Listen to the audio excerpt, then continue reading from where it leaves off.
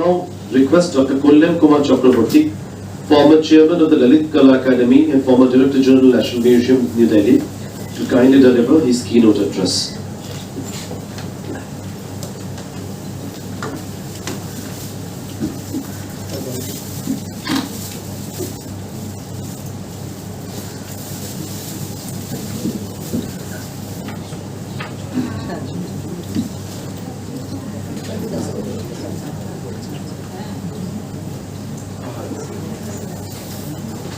Distinguished guests of the dais and the assembly.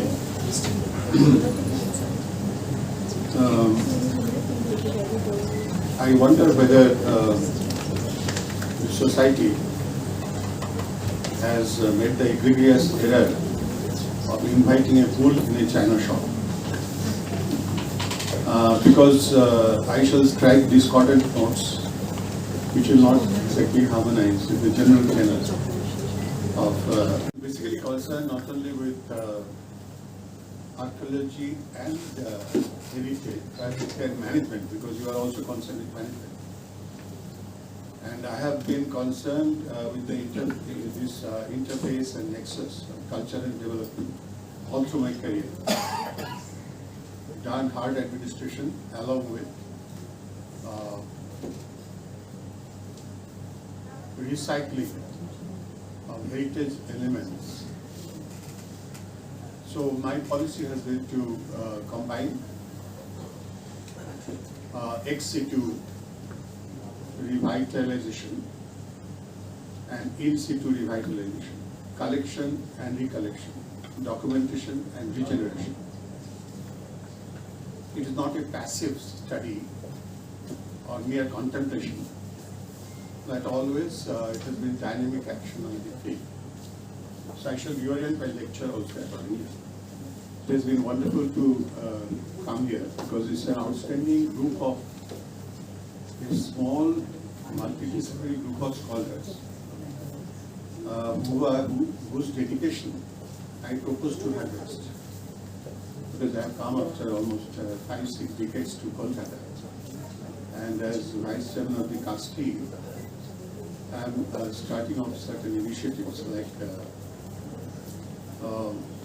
Ganga Basin Archaeology, the Bay of Bengal Interaction Sphere, and the archaeology connected therewith, and also creating a museum of popular culture, a culture that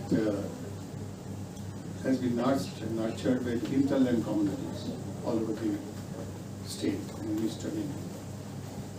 We heard the felicitations, and I remember the Upanishadic statement, Shraddhayadhyam, Viyadyam, Gyadyam, Sanvidadyam. There is this mutual respect among these handful of scholars, which promises a great deal for management of heritage. I was told about, you see, this Durga Puja thing. As Chairman Lalit Kala, I had, because there is also, in this discussion, the colonial British bifurcation of black towns and white towns is to come in. And remember, Chairman Lalit Kala had begun research on the Chitpur Road, and we explored the woodcut, experiments, and brought out the craftspersons and artists who had been doing such work. We created a wonderful exhibition which is still lying dormant in the archives of the Lalit Kala Academy. It was supposed to travel to Venice Biennale, which never took place. For sundry reasons, I mean, which are always institutionally embedded. As regards the subject itself is concerned, I have an impression that the discussion on urbanization has been clouded by controversies and by perceptions and preconceptions which are extraneous to the subject, which are derived from exclusive bias of research. It is also derived from the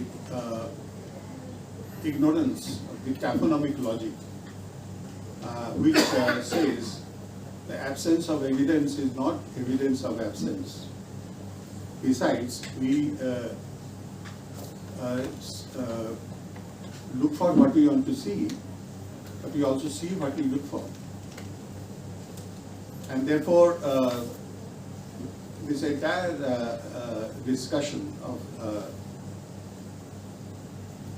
the urbanization in India has suffered from these artificial divides, obsession with divides between metropolitan and micropolitan, between urban and rural, spatial and temporal continuity or discontinuity.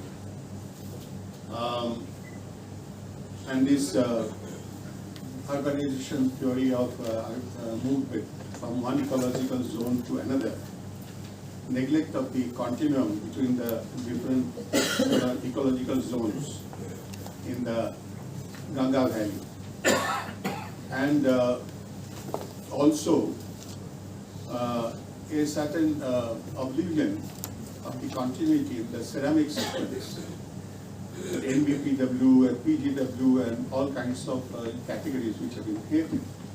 There is also a continuity which is ignored. So artificial disjunction of categories has been created to fit preconceived prejudices and perceptions. But there is also this divide between textual and literary evidence and contextual evidence. Now I have, and so I shall interweave my practice with the theory of Indus Valley cultural studies, because I remember first of all that when discussing Indus Valley, there has been a tendency to be affected by the post-partition and pre-partition divide of research. So there is definitely a political element here that the Indus Valley in the new perception of a newly independent and separate country had to move into Western India and into other Ganga Valley areas to discover new sites, and that urge was very useful. But it also resulted in the neglect of the sites in Pakistan, Balochistan, Afghanistan in Indological research.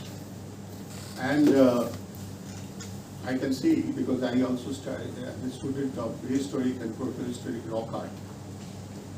So near the SWAT Indus Valley, there are hundreds of rock shelters which are inscribed. Now, whether these inscriptions date, predate, or post-date the rock shelters has not been studied. That is a great corpus of knowledge which remains uninvestigated. Similarly, I have also worked extensively on Imbetka and the rock art of Chhattisgarh and Odisha. And these areas offer a dynamic continuum of cultures between prehistoric, protohistoric, historic, folk and tribal, and so-called classical cultures. So that dynamic continuum is not understood. So in the stratigraphy of research, this continuum is ignored. It is very important to understand that Bhimbetka or the rock art in Chhattisgarh or Orissa, West Orissa, they don't form isolated enclaves. In fact, since I have worked extensively on tribal hinterland communities, all through these forests, the hill and the forest-based tribes, they have preserved and created large fortifications, step wells, and non-monumental archaeology, which is completely ignored. So the so-called tribal, non-tribal, excluded categories, which are basically invented colonial categories, have come into our parlance because of these cognitive divide. Now, our brother officer was talking about archaeology and heritage. Now, definition of heritage and archaeology has gone beyond, you see, the digging of strata in the ground. It is also a cognitive archaeology, it is also public archaeology, it is also replicative archaeology, it is also experimental archaeology. So, when we are talking about the Ganga Basin archaeology, with which our senior brother scholar is here, so familiar, we are talking about involving these people. Now, what happened, I mean, all around these areas in terms of urbanization? Do we only recognize Tamralit, the interaction with the Sangharamas and Pandua or some other, you see, centers as isolated urban centers, or do we also look here for a continuum in the Girasiri, in the Sundarbans? I mean, inside the Sundarbans there are temples, and people don't look at them. And inside, along the coastal belt, and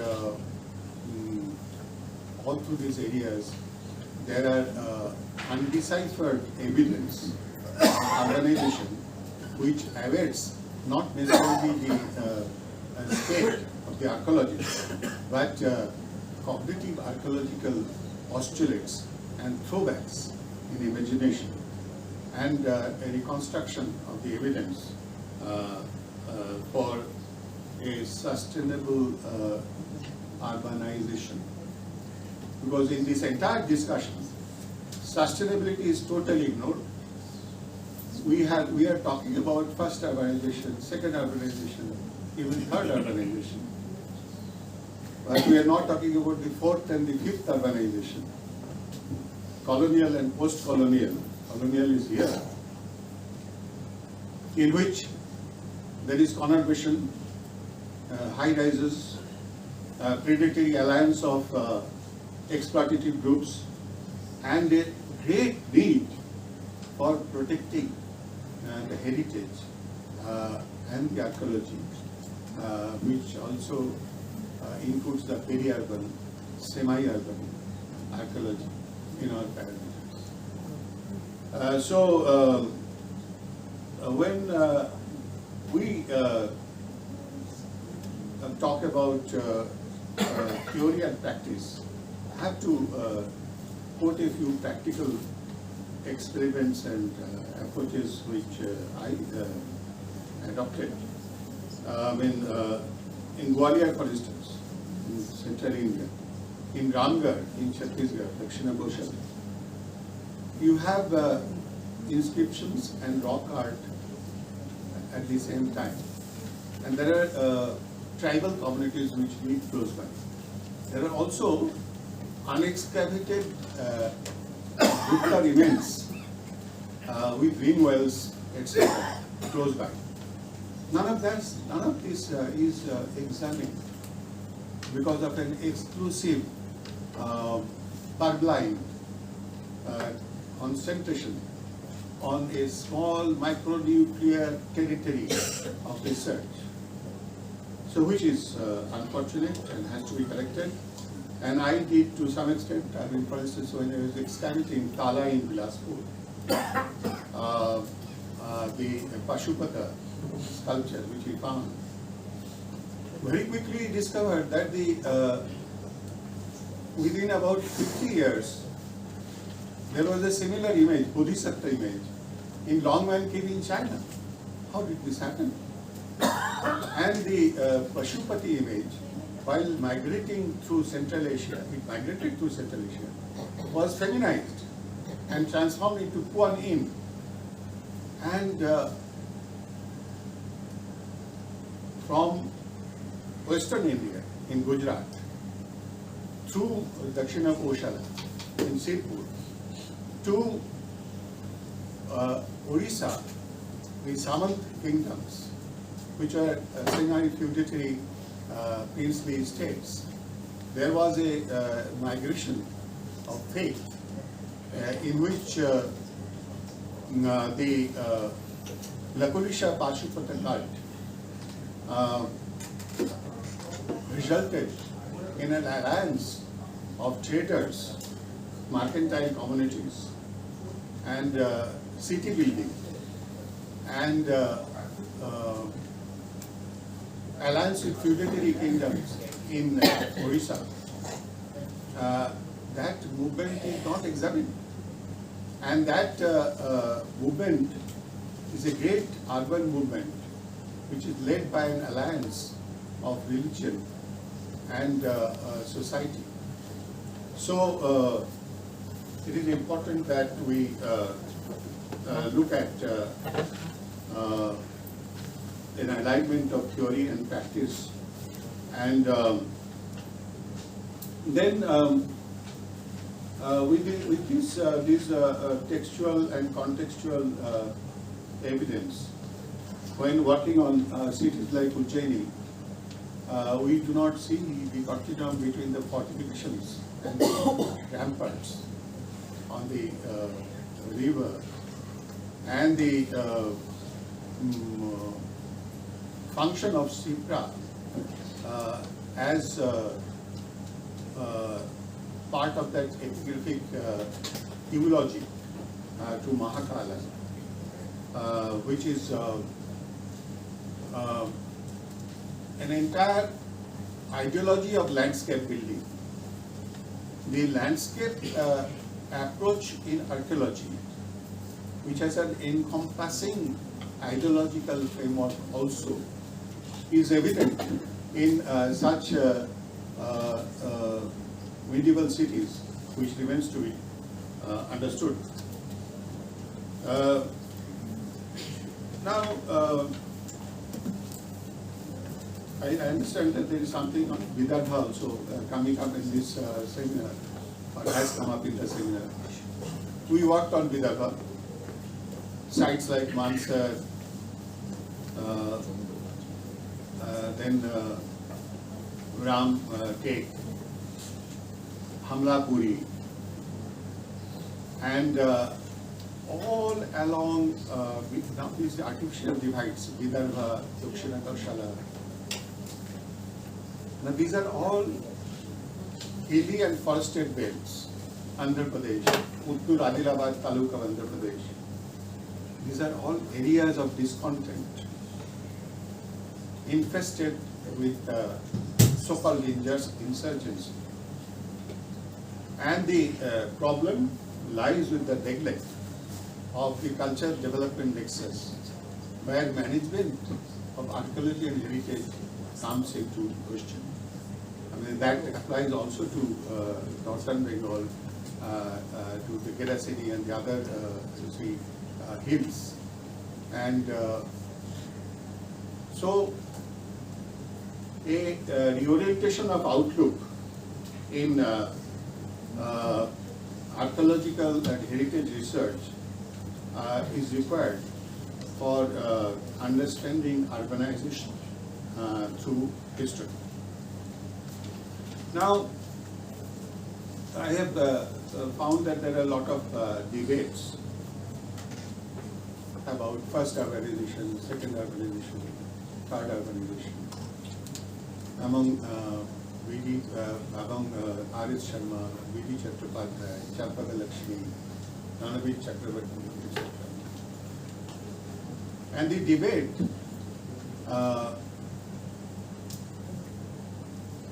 again suffers from a problem of exclusion. You include one parameter and ignore the rest. So what happens is the movement from the upper Ganga Valley to the middle Ganga Valley or to peninsular India is not charted with a careful scrutiny of the possibility that there is no necessity of posing an unilinear movement,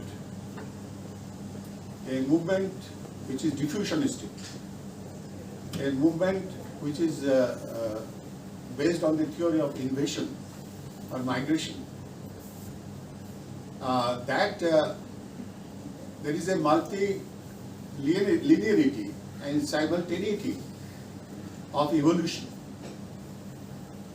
that one doesn't need an African Eve to explain the human evolution everywhere, that all these genetic theories and obsessions and theories of Kejadi and Harappa connections, Orisan rock art and Harappan script connections are based on, strange ideas. They are based on visual similarities of scripts. When the script itself has not been read, an attempt to read a visual similarity into a succession, chronological section, is a bare-faced absurdity. But still scholars go on talking about it continuously.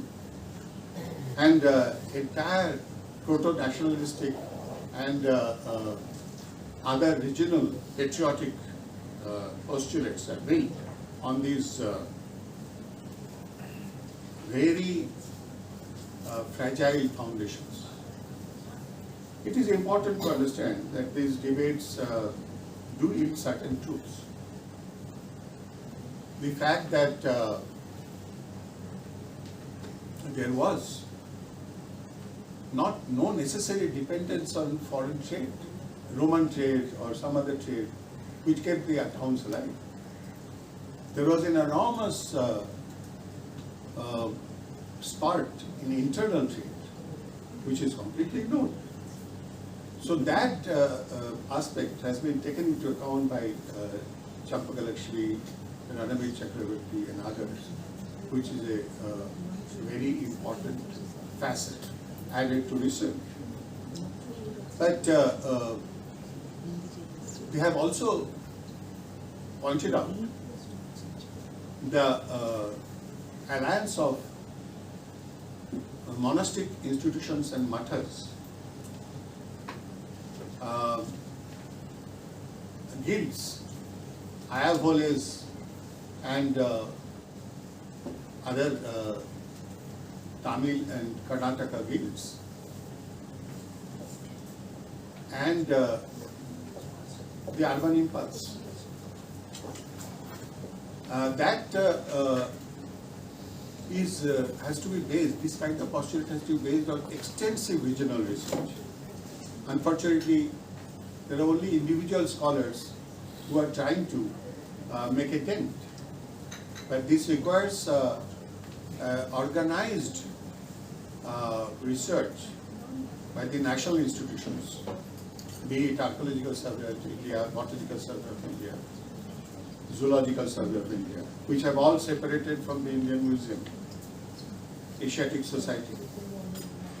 So, because ultimately the floral and the faunal communities are also part of the archaeological heritage. But the attempt to draw ecological history and then derive conclusions about archaeology from ecological history when we do not even know the history of vegetation and waters for the last 100 years. It is only today that we know that that we have about, let us say, 18% to 20% forest cover, which is trying to revert to 35% or something. But this is not understood in the light of the Supreme Court observation that this forest is only what is recognized as forest, what is recorded as forest, not what actually exists on the ground. And so, Godavarbar case and other cases, etc. So, when we talk about these debates and the South Indian peninsular aspects of guild activity, I remember having done some practice here also. I assembled about 9 Madhadhakshas and the villagers, the Nagarathar community, I mean, which was involved in the mercantile expansion in Burma and Southeast Asia, for a discussion. They have also set up the Alagappa University near Pudukkottai. So we worked with that university also. And the close alliance of priestly guild activity and other mercantile activity and the surge in textile trade with the direction to cover head for both women and men, and also the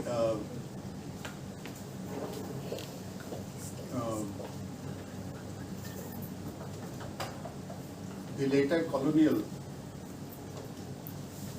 Portuguese, Dutch, British coastal towns, port towns, cantonment towns.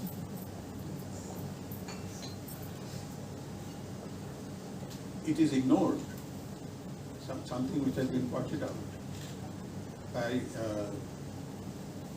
scholars, that there is this Europe-Asia connection, that ultimately even the Renaissance and the alliance of the Medicis and the local kings, the Franciscan, Benedictine, Albigensian monks that traveled also to India, and that this alliance also existed in India.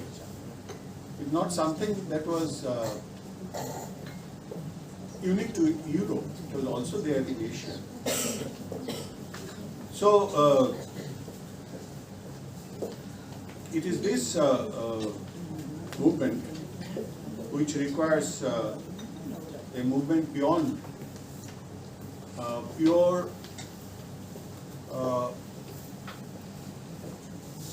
theoretical postulates drawn from older debates. It requires ardent and urgent research on the ground and our field functionary to compile the research which has already been done, the local studies, the area studies, the village studies, the community studies, to consolidate the information on urbanization. Ultimately, when you talk about literary evidence like Bharabhatta's Kadambari, I also recall that there is a neglect of the subaltern literature. We neglect Chaturvana literature, for instance, the Pada Taritakam in Ujjaini, which talks about the Cartesian quarters. And then we also don't link with the wooden architectural forms of Sanibar Pet in Pune with the architectural forms of Ujjaini. We divide them into isolated pockets and ignore the fact of urbanization that had many forms and alignments. Ancient river ports. I studied Sirpur extensively. The hattas were distinguished from the penthas. The penthas were bigger markets. And this city, Sirpur, it had 80 feet wide roads, underground galleries, storage systems, direct linkage with the riverine, ports. And there was a series of ports along Prachi, Bhargavi, Daya, etc., rivers. That riverine trade on the Mahanadi or other rivers is still to be understood. Yes. There are still wharfs in places like Sirkat, Pairi, which are directly connected with the urban development. So, when we talk about the literary evidence, we forget that we divide this artificial divide. I excavated Dipati, which was 2,900 feet above the sea level in a place in Sarguja. It is a 100% oral village today. It was and I assume it was a 100% oral village even earlier.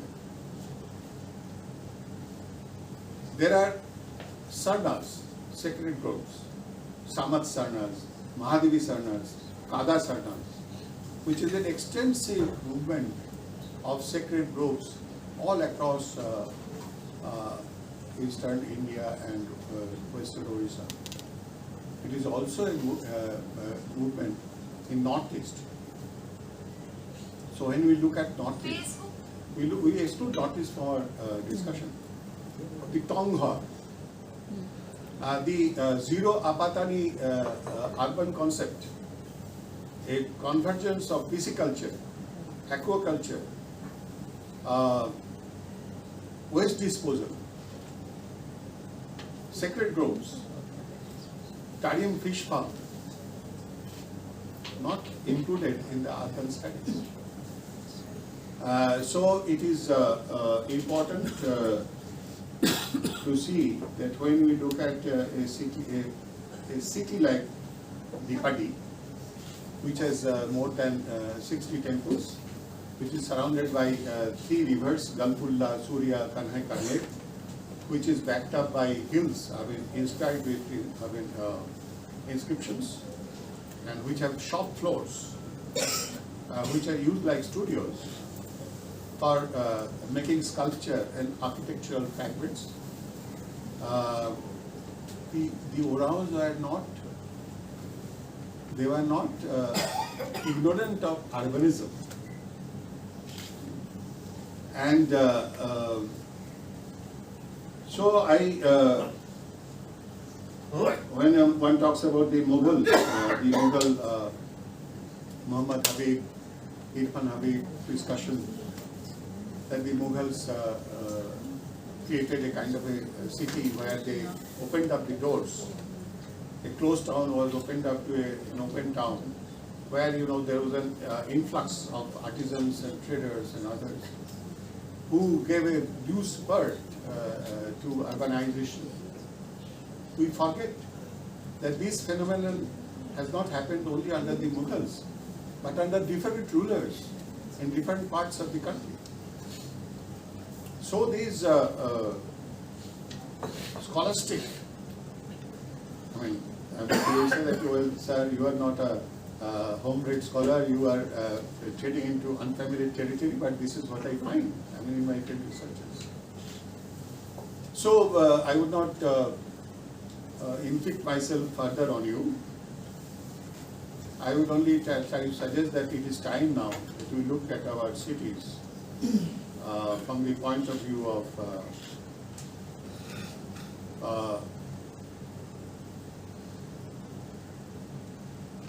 ensuring that the polis of Greek period, which culminates in a metropolis and then into a megalopolis, does not turn into a necropolis,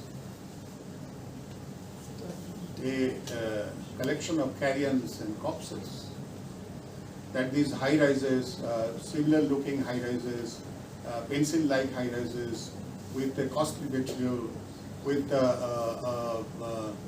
predatory alliance of exploitative groups, invading the riverfront, invading everything, marginalizing and immiserating the poor, that there is a need to control pollution, ensure energy efficiency, ensure thermal efficiency for the architecture, ensure appropriate sewage disposal, and apart from counter-magnet cities like Gurgaon in Delhi, or counter-magnet cities which have come up automatically around Calcutta, one also looks at into planned urban expansion and a synergistic development of the rural-urban culture. That ultimately there is a lot to be learned from our rural brethren. I mean, whether it is in terms of cardiovascular respiration, these long houses of Nagaland, the architectural forms of courtyard culture that have been evolved, I mean, in different parts of the country, and the vernacular conservation traditions, be it Dhajji Diwali in Jammu and Kashmir, in the Takh architecture, or whether it is in the other architectural traditions that are in vogue in the suburban areas in our part of the country. These have to be all respected. I conclude now with only two contrasting postulates. One is of Matthew Arnold, who says that we human beings are like islands surrounded by veils of tears. We would like to reach across to each other, but there are impossible, unpassable barriers of understanding that have been raised among us. On the other hand, John Donne says, we human beings are not islands. We are part of the main. Every human being's death diminishes him. This is not exactly what he says, I am misquoting him. Even if a koala dies in Australia, even if a man dies in the earthquake in Turkey, I am less.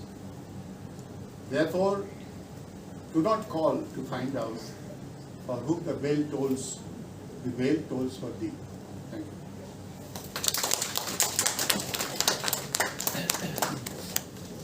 Thank you very much, Dr. Chakraborty, for that brilliant keynote address.